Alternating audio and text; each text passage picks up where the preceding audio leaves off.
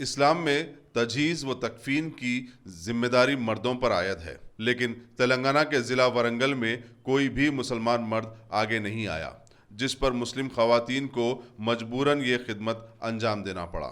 वाक़े के मुताबिक काजीपेट के प्रशांत नगर में वाक़े सारुदया ओल्ड एज होम में एक 70 साल लावारिस मुस्लिम खातून जुलेखा की मुश्तबा हालत में मौत हो गई। ओल्ड एज होम की निगरानकार याकूब बी ने मुकामी लोगों से इस खातून की तजहीज़ व तकफीन में मदद की ख्वाहिश की, लेकिन कोई आगे नहीं आया। इसके बाद 4 बुरखापोश खवातीन ने जुलेखा की मैयत को कांधा दिया और उसे कब्रिस्तान ले जाकर उसकी तदफीन अंजाम दी। मेरा नाम याकूबी, सौरोदय ओल्ड एज होम प्रशांत नगर 15 साल से चला रहे।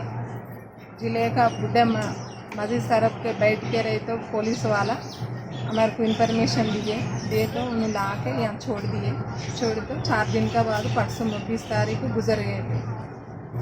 फिर बाद में हमें उसको कौन भी नहीं है बोल के हमें पूरा पानी मिला के कपड़े मंगा के पूरा रेडी करके डोला में लगा के फरमीन हमारे फ्रेंड डोले वाले तीनों गाड़ी खाने डोला में लगा के गाड़ी खाने लेके मस्जिद तरफ को लेके गए।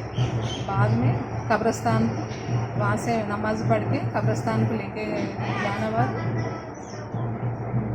सब कुछ दफना करके।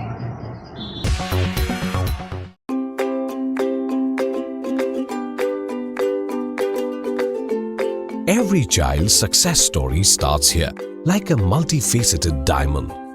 Every student who steps into Success School shines with brilliance, sculptured by teachers polished to perfection.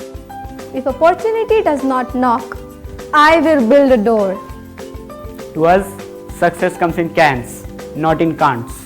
Success is falling 9 times, getting up 10. Some people dream of success, others put their heart and soul into working for it.